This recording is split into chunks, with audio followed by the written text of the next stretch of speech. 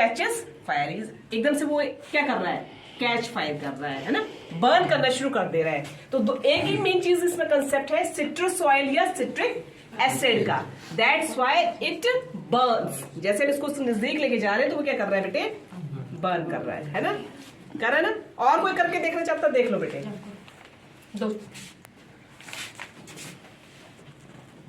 Yes और दबाओ थोड़ा सा।